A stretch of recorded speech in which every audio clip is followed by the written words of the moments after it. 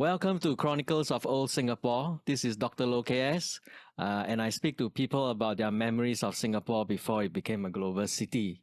Very, very happy to have with us today an old friend and someone I hold in high regard, Fong Hoe Fang, whom I know actually almost 15 years ago, I think. At the time, I was trying to get a book published, and someone reputable up north had declined on it. So I was back to Plan B. And when I showed the book that this publisher had published to Kevin Tan, who was the president of the Heritage Society at the time, he said, go for it. So Hoe Fang has published that book, The Makers and Keepers of Singapore History, and subsequently as well, a couple of years ago, living with myths in Singapore. So he's a wonderful man, a great publisher. What we want to do today is to go back somewhat to the 70s and 80s to kind of try to figure out before the publishing days what made Hoe Fang what he is, what he's done in the last 10, 15 years. I think we can kind of try to frame it a little bit. Gary Rodden, of course, wrote an article, one of his early articles, asking if Singapore has become more developed and there's a big middle class coming up in the 70s and 80s. Would this middle class then, yearn for democracy, yearn for more rights, political rights at the time, and kind of then challenge the hegemony of the government? Because this never happened. It happened in other of the Asian tigers like, Taiwan and South Korea, which became more democratic, more diverse politically in the 80s and 90s. In Singapore, the middle class was largely content to, take care of their own families and their own jobs, which is all fine. On this channel, we have talked to many of these baby boomers who have, contributed to the Singapore story that way. But this is also not to say that the 70s, 80s were very placid or uninteresting historically. I think it was a very interesting period of Singapore history, and we're kind of going to go to the sort of the edges and the fringe of Singapore society in the 70s and 80s to try to find out what was happening in those areas, in part because I'm very interested in people's history, in social history, and there were sort of the social issues that, many people do not know even today that were happening in that time. Because of the success of Singapore, there were certain developments that grew out, certain repercussions and side effects. For example, the emergence of the problem of low-income families who were neglected, largely neglected. Very hard to find assistance and support.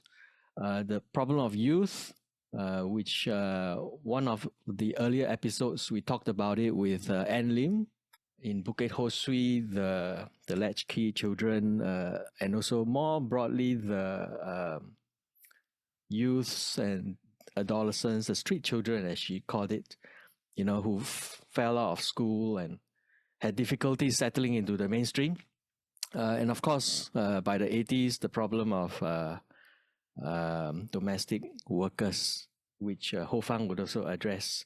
So what we want to do today is to kind of understand the beginnings of this interest and engagement with social issues in Singapore in that time from the student days, right? I always think that the student days play a very important role in what make people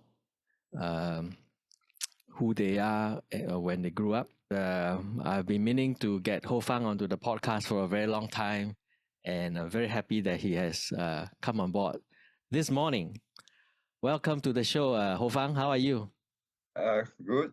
Thank you for having me. I'm honored to be on this podcast. Yeah. I mean, we have so much to talk about today.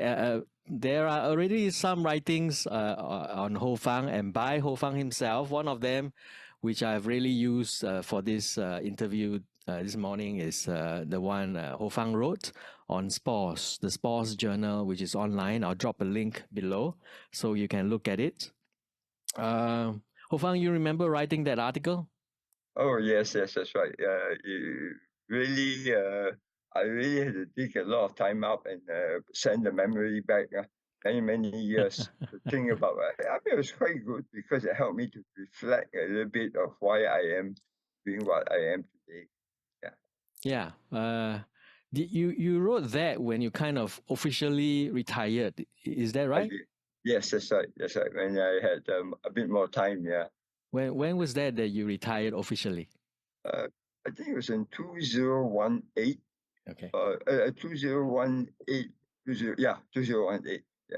All right. So that was just It wa- pre-pandemic, about 6 years ago now. yeah, Right. about 6 years ago now. You're Yeah. still very active today, right? Well, you need to try to keep the muscles going, the brain muscles as well as the physical muscles. Right. Yeah. Correct.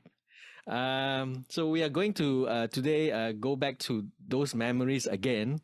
So we have to trouble you to, take those steps back into history again. I was talking about this idea of an engaged Singaporean, right? And I always have in mind that Ho Fang is someone who is very engaged with social and political issues in Singapore today, but way back from the beginning. So Ho Fang, would you want to talk about perhaps when was the first time that you felt that there was a need to be socially and politically aware about issues in Singapore? Um, I think the feeling was in secondary school when I was about 16, just before the what we call the O levels now. But in those days it was known as not HSC, Singapore Cambridge, as Singapore Cambridge. Yeah. But if you really push it a bit further back, I think what made me start looking at that started actually really from when I was 6, 7 years old. Mm. When I was in primary school, primary 1, I was then in it was 1960, around 1960, uh, and I was in this primary school called Brother Rice Primary School. It is at the site of where the RCC Home Hospice currently is. You know, they saw that down and made place for home. Yeah, so for hospice. Yeah. Anyway, yeah, when you are this is 1960, and my parents are from China, right? They migrated here and so on, and so we knew nothing about. I mean, my parents were they could speak a little bit of a language, English, but it was all self-taught. Yeah, my dad was a little bit more educated. He actually did English when he was in Malaysia before he came down to Singapore. Anyway, so when you go to school, you expect it to be what you call like your parents, somebody will look after you and so on. Oh, I think the first month that I was there, I this doctor, in those days there was this thingy where they check your health and so on. This doctor came to me and asked me why I was not wearing socks. And I was like, oh, uh, it's it's wet. I only had one pair, so I don't wear it as well. Wow, the guy gave me such a tight slap, you know, that I sort of like almost I was really aghast at it, and I just couldn't say anything, because you were like 6 years old, 7 years old, right? So you just accepted it. But I think inside me, I felt great injustice done to me. And I think that was the beginning of what made me who I am today, made me look into these issues. I mean, and it was also then that I experienced a bit of the work of men, because as I went on in primary school, I found that there was this lady, it was where I developed, I became scared of girls. Scared of girls, Ah, because there was this lady who was in primary 3. She was an Indian lady and an Indian girl, rather. Yeah. And one day she got bullied, at a school tuck shop, these Chinese boys were disturbing her for the dark skin and so on. And I felt somehow it wasn't right? So, but I don't think it was racism. It was just a streak of men, in men and boys and so on that would tease anybody. It could be a Chinese boy or a Chinese girl who had a limp or something, they would still go ahead and tease her. Just children, yeah. So that was before racism became a word, yeah. So anyway, they teased her, and so I just stood up and said, "Hey, you guys shouldn't be doing this, And wow, I got wallop, So we had to fight, and so we fought, yeah. Anyway, of course, I lost because you look at my size, yeah, the other guy was much bigger and so on. So I got whacked, but I also whacked him a bit, yeah. Anyway, after that, she started following me everywhere I went. And then everybody started teasing me and saying she was my girlfriend. I mean, this is 9 years old, right? Yeah, you're a girlfriend, you're a girlfriend. And then at that age, you don't want to have a girlfriend, right? So I always associate girls with trouble. And that carried on into my secondary school days. When I moved on to secondary school, that was the same thing that happened. Yeah, that this avoid girls, because every time you talk to them or anything, you get hammered by somebody, or you have to engage in some fight with somebody. It was irrational, but it was there, So that was very strange. That's why many people remember me in secondary school as somebody who was not interested in girls at all, because I never really got picked up them. Even through into pre-university, I wasn't really caught up in that kind of thing. Yeah. So, So after that, it was in secondary school that this sense of injustice became a little bit more developed. In a sense that when I was in secondary three, we were preparing for the A levels, but in those days it was HSC, higher school certificate, right? Secretary, we were already talking about it, yeah. And because I was in a what we know now as a neighborhood school, Upper Thomson Secondary School. I think in those days again, I mean the teaching was the education system was a bit different. You don't have so many KPIs. You just want to get people educated and what you call knowing what was going on in the world, and in a sense that was its strength. Now I look back, I think it was its strength as well as its weakness, because when the school is open, when they don't know, when the authorities do not know what to do, but the main aim is to sort of get people educated and literate, they leave you with a lot of room for creativity. You do your thing at your own pace, right? But today, I mean, as we develop more, the whole system becomes a little more structured. They want to mold you in a certain way. They think that's the best way to do it. And so you get moving that way, right? So So that was Ho Fang, when were you in Upper Thomson? What year was that? 1966, 67. Right. Yeah. And all right, so Singapore had just become independent, and maybe the school system wasn't so comprehensive, so rigorous yet. Yeah, that's right. Yeah. So they just left it. I mean, I can remember when I chose to, after PSLE, chose to go from primary school to secondary school, I didn't even know what was RI. You know? You say, what's RI? The whole idea was to go to a school near where we were staying so that we had cut down on transport. We do not have to Yeah. waste time. Where did you live? I lived at the they call it 6 Milestone, Upper Thomson Road. It is where the Thomson Plaza currently is, the area. Yeah. Quite near your old office, yeah? Yeah, the second my office. Yeah, my mother was she was an architect of this. In those days it was what I call amochu. The terrace house, Mm. and if you think that you are rich, that's why we could afford to move that house. Let me disabuse you. We were poor. We came from Jalan Sultan, those one room.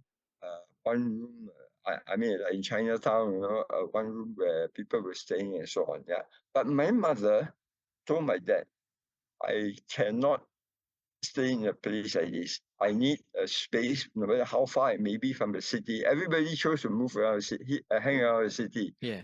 Bukit Merah, Chinatown, and all that. She said, even if in a suburb, we have to buy a place where at least we have a proper roof over our heads, and Wow. then we can build a family. And so my father, he was earning maybe about $150 a month. Uh, we went to get this place. He took a loan from, I think it was some British fund. Don't know, I can't remember, mutual fund thing. Yeah, took a loan, and our installment was $80 a But month. that's a lot. That's half his It's a salary. lot, yeah. But we went there, and I tell you, when we moved in, all our relatives and everybody said, "Wow, we stay in this big house." What they didn't know was that outside it looks good, but inside we're sleeping on the floor. We only moving with 3 pieces of equipment: a high stool, wooden stool, which I still keep to this day, a hammer, which my father used to sort of hammer things into place. Yeah, and the last one was I can't remember now. There was one other item. I can't remember what it was. Yeah, but this two I remember: a stool, wooden stool, hammer, and then we were just sleeping on the bare floor, cement floor. Yeah, and in the whole estate, after a while, you discover that people were sort of driving cars. We were the only family, only house there without a car, number one. Number two, my mother started going around the estate, worked as a washerwoman for the people in the estate. So, and then we used to keep some chickens in the back because China, right? We come from China, so she has all the skills of a farmer and so on. So she reared chickens, and the chickens had eggs, and we would go around selling eggs to the people in the housing estate. So we were like what we call a domestic helper. My mother was a domestic helper working in this kind of situation. Yeah. And so that was the situation in those days. And of course, we were never beat up. Although we were poor, my parents, they never made us feel that we were poor, right? There was always food on the table, even if it's just a fried egg or something. But they would never mention that we were poor. You need food, you have food on the table. Yeah.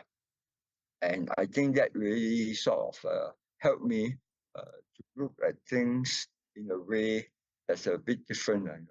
Money was not, it has never been a big concern. It's important, but there are other things which are more important. Yeah. That's an interesting story. Yeah. Right. So this thing about being a little bit different. So then you went to Upper Thomson Secondary School, and there was this room for creativity. And then you had the earlier experiences of standing up for people, for your peers who were weaker than you. Were there things like, I think there are also two other things that are kind of important besides personal experience, right? One is ideas, and the second one would be like maybe people who believe in the same thing as you, your classmates, your schoolmates. Were any of these two factors important to you as well at those secondary school days? Yeah, they were pretty important. In fact, there was how, as mentioned earlier, when we started thinking about society and so on. That was in secondary Sec 3, when we were sort of like preparing to go into Sec 4 and then on to HSC, right? And that was when I found out there was a new subject known as general paper. And none of the teachers in secondary school would tell us what it was all about. They just say it was all about general matters of fact and so on. You are prepared for it. So I sat back and I said, "Oh, you got to find out something about this, right? You go to the library, you look, there's nothing in the library about journal paper. Those days, they don't have 10 years series yet, you know. We had to improvise. So I got together with a group of friends. I said, this is journal paper. And the teacher told us that it's all about general affairs, what's happening in society, and so on. We're having discussions on that. Why don't we prepare for it? See. And so we started a club called the Pioneers Club. And this was where some of my friends, in those days when you are in that kind of school, people are all very sort of very invested in each other. We were just friends. That's all. There was nothing about whether you're rich or poor or whatever. We were friends. We were together there, struggling for something. And I mean, side story. I remember I started a tontine in school with 2 or 3 other boys who sort of like came from poor families. So I instilled this idea of saving in them. Just put aside 10 cents, 5 cents every week or every what, and then you will assemble a sort of money, and then you can, if you need the money, you take a loan, but you pay back with, I think I was one of the youngest that money Yeah, you are lenders. the head, right? You're the Tontine head, right? Yeah. But I kept very good records, so they Yeah, will yeah, look at yeah, it, yeah. and then I counted to every one of them. Hey, this week we got so much, Anyway, yeah. So that gave us an idea. There was that freedom to do that, and so that gave. So we started this thing called Pioneers Club. You actually gave it a name, right? Yeah, we gave it a So name. the word pioneer, why the name? Oh, because I mean, I read a lot, and in those days, in secondary school, because there was nothing much to do. There was no handphone, there was no internet, right? So you read. So when you read, I used to read these novels about these westerns, about cowboys and Indians, and they always talk about the pioneering spirit, the people who went in the who I went into see. the plains and so on. So I said, oh yeah, we are pioneering. It's nothing. Nobody has done this before, and it's new ground for us. So let's do it. So we started for the Pioneers Club, and it was there that we began to be assigned. In those days, I mean, it was just intuitive. Okay, today you'll be in charge of this topic. You go and research on it and come back and tell us all you know about it. So I remember there's this guy went and researched on the microchip. Can you imagine 1968, 69? Mm. He was already talking about microchip. Came back and told us, how the microchip will have changed our lives forever, blah, blah, blah. And it was fantastic. It was really enlightening for us. Another chap who was working in SIA engineering as a apprentice and so on started to tell us about how planes fly because you don't aerodynamics are basically just in very basic terms. But that excited our interest. I was talking to them about place, art, and culture, how this can change people's minds and so on. Somebody else came and talk about art. And then I remember there was one particular argument where we were like really caught in this thing about dilemmas, the atom bomb. So all of us thought, wow, the atom bomb ended the war, and then Singapore was free again. But this boy, he brought to the table, hey, maybe not so good. So many people died. Hiroshima and all that. Mm. Did they really need to put out the bomb? And that started us thinking, because all the while we had always been thinking, hey, the bomb ended the war. And we were like, so it taught us to look deeper into issues, right? And that was where it started. And that's the age of 15, 16. Yeah. And so that's where all the, and you begin to be more invested in what's happening in the world around you. You Right, know right. there's something way beyond your personal experiences. Yeah. Mm. Uh, what were the sources of your information? So, like, could you get this information at the time from the media or from the teachers? The media was more interested in talking about gay world, happy world, which, yeah, of course that was important too because it was about what's happening in the community. But we didn't get it from teachers because there's no such session. The teachers are busy marking and we went home, Yeah. So there wasn't much homework in those days. So we got it from the library. Mm. And that's why the library has such a great, I have such a great affiliation for libraries and books and reading. Yeah. So we will go there and research from the Encyclopedia Britannica, and so on. Yeah. Did you also mention the USIA, Yeah, right? USIS.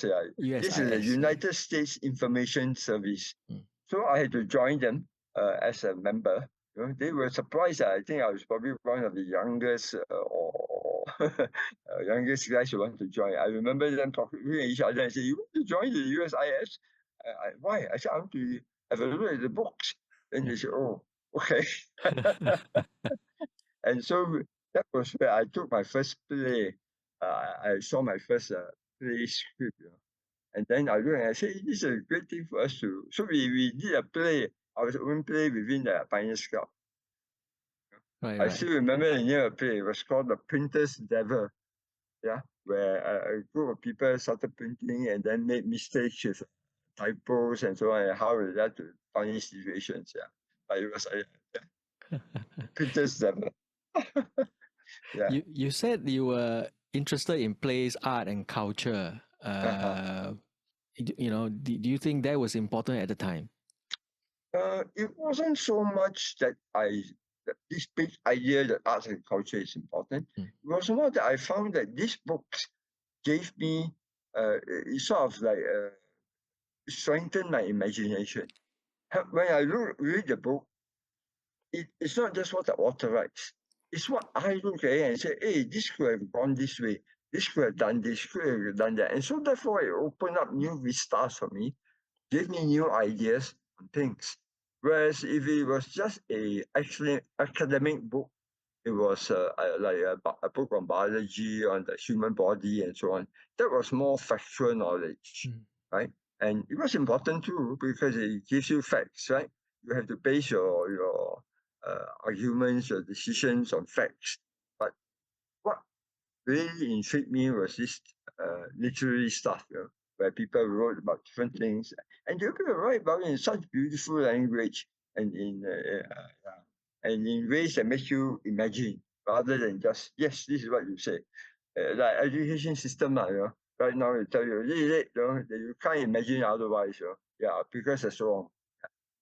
That's right. Yeah. Science was such a big thing in those days, right? The whole Yeah, country was focused on development, on science, on yes. economics. Correct. And that's why my teacher, Sabu Mi, one of my teachers, Ah, after Sec 2, we went into swimming. We can either choose arts or science, right? So I chose arts because I like arts. I like reading and so on. He said, no, you must go for science because you're good in science and math and so on. So teacher say one, right? So you just follow and they went into it and I hated it, I tell you.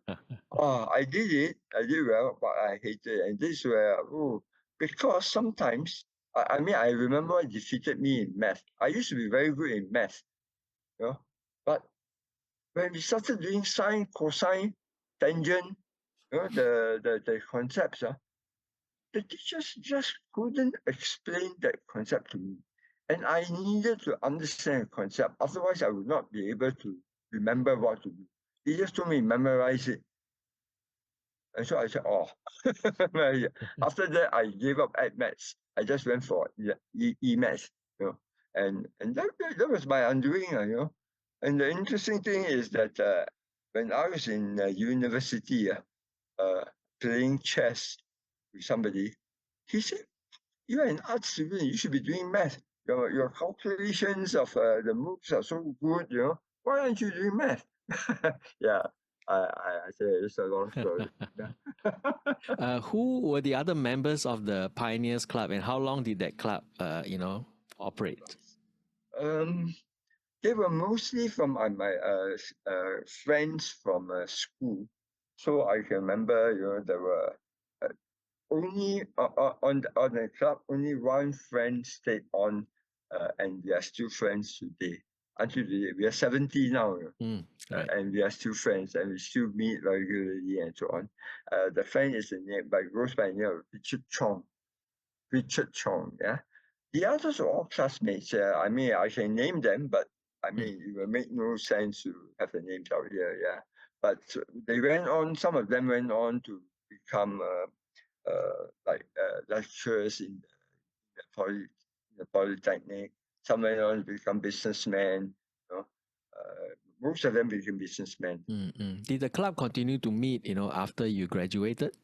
No, not after we graduated, because by then it had morphed into something called Breakthrough, which was a newsletter which I started after I left the university. Okay, but maybe before breakthrough, you want to talk about your JC day. We went to the same JC, right? And you were the third batch, I believe, Yes, that's right. I was the third batch. 1972. Yes, that's Yeah, right. you have a little story there, right? Oh yeah, that's right. And so this again, remember I was saying about how the educational system in those days was a bit more creative, allow for more room for people to think. And I think, and this I credit it to Mr. Lim Kim Woon, who was the first uh, principal of NJC.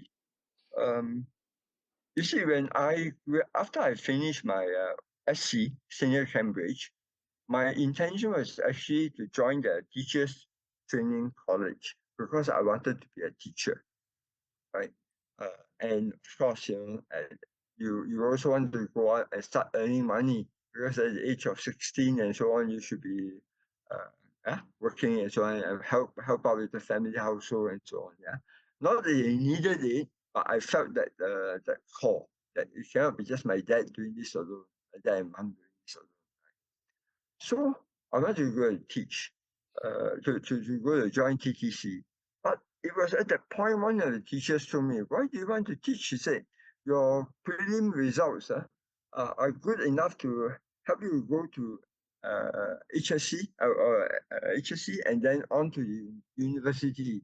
He said when you go to the university, you get new ideas, new friends, and so on. So I thought about it, and she made sense because in the same way that the books helped me to see beyond my current situation, I thought that having new friends in different areas will help me too as well. So I said, okay, maybe I will say. So then I said, and this was different really from PSLE. PSLE, you don't know what's going on, right? You just choose the nearest school, the school nearest to you. Then I said, this one, by the time I heard of RI, and I tell you, it was very interesting. I mean, just allow me to backtrack a bit, because I saw how RI, the education system in RI and the education system in a neighborhood school work differently. I explain to you why. You know, when I was in secondary school, they sent me for competitions. These were like they call it oratical. Sorry, I'm slurring a bit because I have some problem with my throat. Sure, I understand. Yeah. Yeah, it was a speech contest, they call it, on safety first lah, on this, on that. So they sent me. So I happily went on my own. I take my own bus, went down to the Shell Theatre. If you remember back days, there was a Shell Theatre, I think at the basement of DBS building or something. So I went there, give my speech. And guess what? RI was there, SGI was there, everybody sent their people, right? And everybody had at least 20 people in the audience supporting them. I had none. Mm. So you know, different. Wow, there you were speaking out, and everybody was like just staring at you. Whereas the others like, wow, shopping, cheering, and all that. Wow, I think this strengthened me. That's why I'm now an activist. I can take. No, That's right. it doesn't have to be any support. You do it what is right. You do what you need to do. But they are cheer leaders or whatever in the background cheering them on. And then when I actually came in, there was one competition. I came in second or something. And I was so tired and so sick. The day I was sick, on the bus, in the bus room, I had to get off the bus at Victoria Memorial Hall. And I went to the bus and I vomited into the drain there, because I was really very sick. I was, and and somehow they gave me, hey, where are my friends? How come they were not told to come and support me? How come they didn't know? They would have come and supported me if they had known. But it just went as a like, wayang, okay, you need somebody from the school to go and give a speech. Yeah, here is Fong Hoe Fang, So I was so disgusted. I tore up the shirt that they gave me. Uh-huh. After I vomited, I tore it up. I usually wipe my vomit, I threw it in the basket, and I went off. And I came home. And I never told my teachers whatever what I did, whether I won or whatever, and they never asked. And I just gave an idea. When you went on to when I was in Sec 4, I think I won a prize for best English prize, best student in English. So they gave me a little book, hardcover book, as a present, presented to me. I opened it up. My name was wrong. They had it imprinted. They had this thing on it had a wrong name there. So I mean, you think about it. I mean, I'm not upset in that sense. Right? It was just that it didn't matter to me really because I mean, I don't care for such things, right? But why? Of course, my mind was that how would somebody from RI be treated, and how would somebody from would they be treated with the same kind of neglect? So I said no. You have to go to a better school.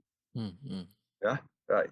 So I said, okay, which is the best school? And so I did my research. That time, expert in research, we got by himself. Oh, NJC, first school set up, I said, okay, go NJC. This was where the problem lies because I had 17 points, I think. 17 Right? points. What were you doing in 1-7. school, man? Hey, in those days, there's a grade 1, okay? Grade 1 for senior Cambridge. That means it's like, what do you call, it's a lower end of a grade 1, right?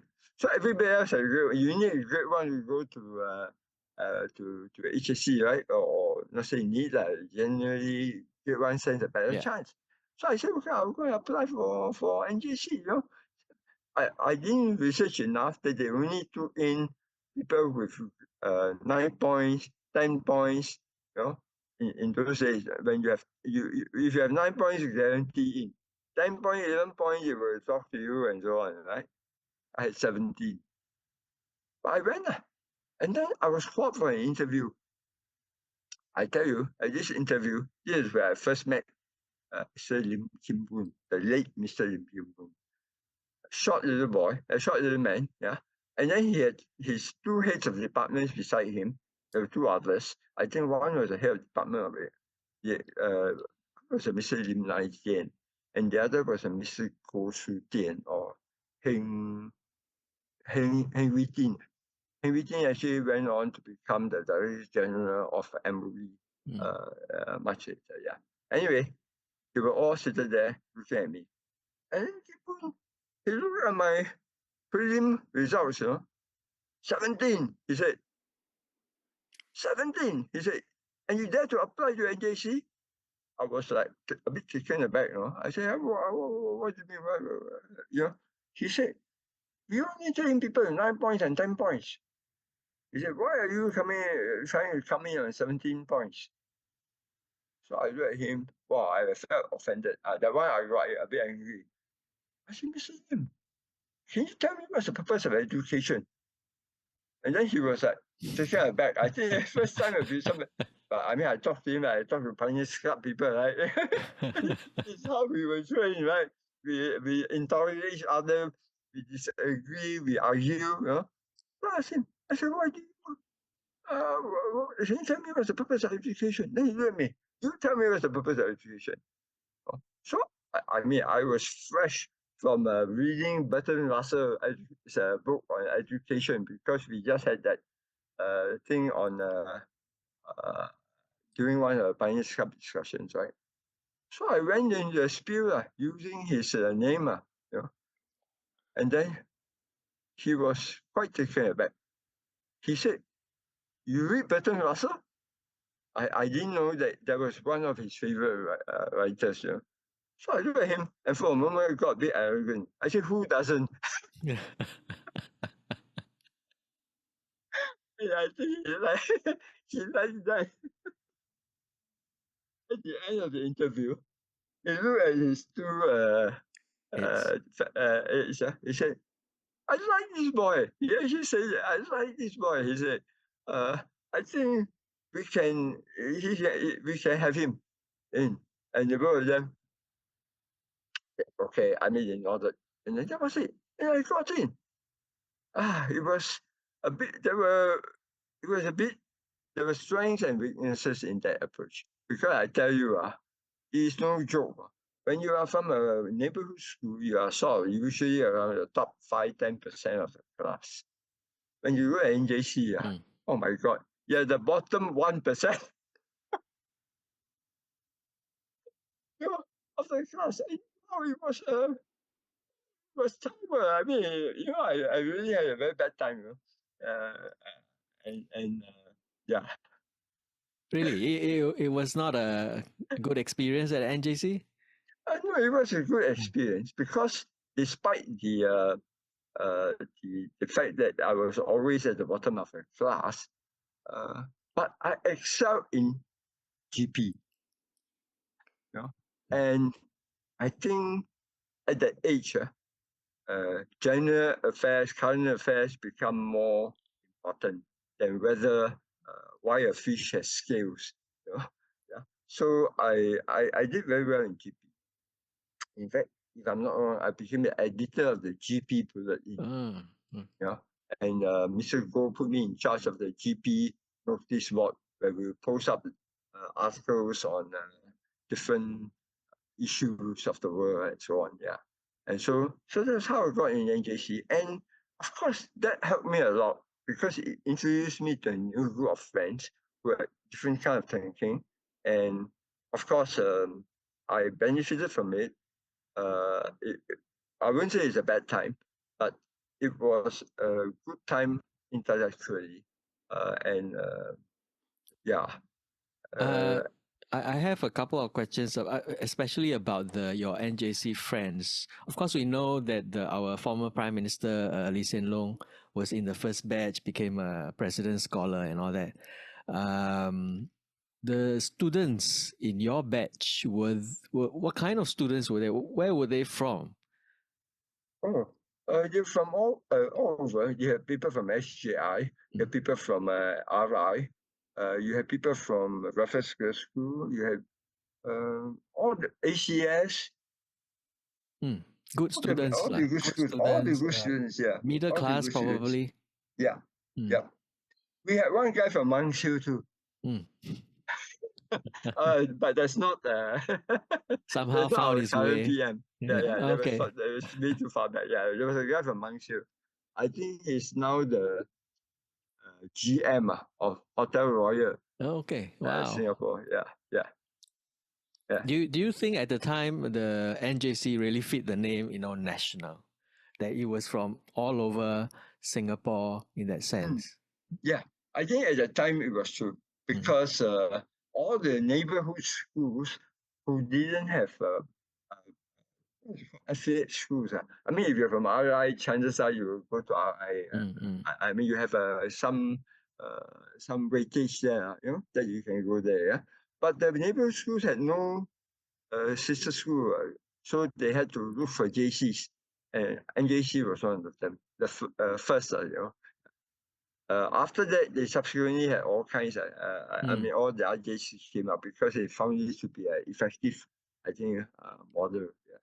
Yeah, it's good anyway to hear that story about Lim Kim Woon, who I always only knew as a name on the board of principals, right? Yeah. Okay, The back interesting thing is this. After that, he despite the fact that we were always arguing. In fact, I remember one time when I was in Pt.2, I think, going for the HSC. It was during the time of Save the Herald. There was this newspaper going on, Save the Herald campaign. And one of the students in NJC, she was very invested into this. She went around trying to raise funds to save the Herald. And I somehow got involved through another friend. So there was this group of us going around trying to raise funds. And I came across Mr. Lim, and I asked him, would you like to contribute to this? He told me, why are you doing this? I said, because it's the right thing to do. I believe in a free press, blah, blah, blah. Then he said, you know your A-level exams are next week? Yeah, your high school set exams are next week, and you're still doing this? I said, I have 8 hours, I have 24 hours. And he told me, go and study. Do well, go and get a good certificate, he told me. You know? And then he didn't contribute. Yeah. But he knew that was what. And later when he became principal of NATI, the National Youth Leadership Training Institute, I tell you, that was wonderful. I was then doing Breakthrough. I was then in university and doing this magazine called Breakthrough to greater social awareness. I approached him because he was a principal. I said, can you help me to distribute this, to sell this into National Youth Leadership Institute to the people who come by? He said, let me look at it. He looked at it. He said, I think it's a good magazine. He said, okay, I'll distribute it.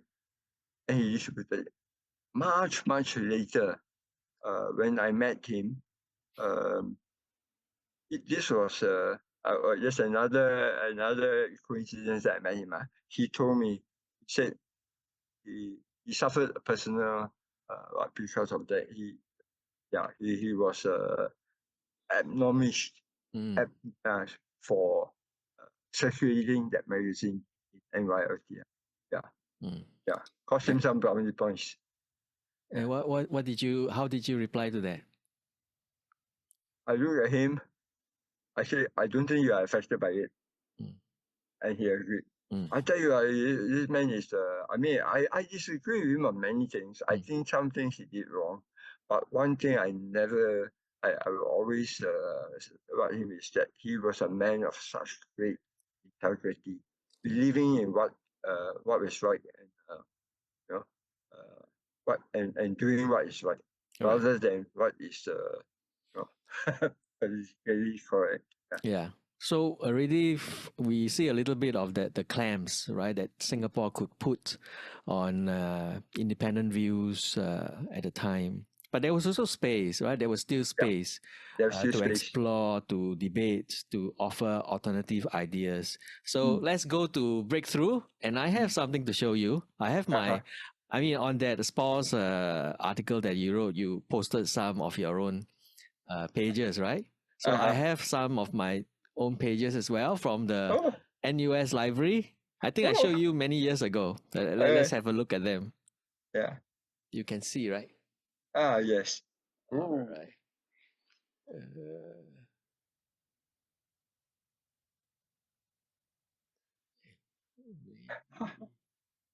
Okay, so all this seems to be mostly black and white. This is 1983, but I believe the first issue was in 79. Is that right? Yes, that's right. December 79. Okay, what I want to show you is the first editorial team. Okay. Bigger. All right. So you are there in the middle. Yes. Then there is An Peng Wah. Yes. Wait. Okay. Richard Chong, we mentioned just now, right? Yes, that's right. I mentioned it. Okay. Yes, that's right. Yeah. Chu Tek Sing. Yes. And Lam Peng was actually on the team. Yes, that's right. He joined later during this period. Okay. Yeah. And 1983. Yeah. Later on, from one of the other issues, I realized he had an English name called Joseph. Yes. Yes. Uh, and Sunny Lee Hui Tik, Yes. Anthony Sees, Yes. Michael Cha, Yes. and this artist Martin Cha, Yes. maybe related, right? Yeah. Michael was the one who introduced him. Yeah. Right, right. So among this team, were you sort of the person who founded Breakthrough? Yeah. Mm. You could say that, yes. They joined because Breakthrough came out first. The original team was in 1979, and there was a list of them as well. But by the time we reached 1983, the team had changed a bit, yeah, because people had went on to other things. Okay, Yeah, okay. yeah. All right. And the objective stated here to generate discussion and thought on subjects which go beyond personal gains. Yes. Right. Okay. Mm. Help in the development of concerned individuals and caring human beings. Yes. Help establish a sense of community belonging. Yeah. It's a Yes. quarterly published by the Pioneers Club. Yes. So Pioneers Club was still around, lah. Yeah, we needed an entity. Yeah, but yeah. And there was a secondary branch to this, because there was a group who didn't just want to write, or they were more interested in active direct service. So from there, Pioneers Club started the crisis center as well. That was headed more by Wai Han, my wife. Yeah, she was the one who initiated the idea and started it. Pioneers Club was not officially registered, right? Was it a society? Oh, it was a It was, society. okay, Yeah, okay. it was a society. Ah, We did that because we wanted to. Yeah, but I tell you, wow, very painful. Very yes, painful. Yeah. I can imagine. Like what's your constitution? What are your objectives? Yeah, correct. And then, in the end, when we wanted to close it down, we had so much trouble. Ah, Yeah, but luckily, because of the accounts and so on. Yeah. But Sunny was there. He's a trained accountant, so he was able to manage it. right. So at this time, you were reading sociology and social work, right? That was your major social work. Is that No, right? yeah, social work. Yes, that's right. By this time I was already out of the university, Okay. and I did. Yeah. 1979, the first issue of Breakthrough was I was still in. I mean, I was still involved very much with the uni, but after that I was out. Yeah. Okay. So 79, was that your last year in uni? Yeah, it was my last year. Okay. Okay. And these were your fellow undergrads? No, they came from after they read the 79 issue, they came as volunteers. They sort of like call up and then say, I would like to join, and then we say, yeah, sure, so they all join. So people like the thing was part of pioneers, Ping and Ping Hua, Sunny, and Michael Chia. They all came as volunteers. You all had a committee? Was there a president? Yes, Pioneers Club, I was the president. Okay, okay. And Yeah. the Breakthrough, did it have? Breakthrough was just editor. Okay, okay. Yeah, just an editor. All right. Let's take a look at some of the things you all put out.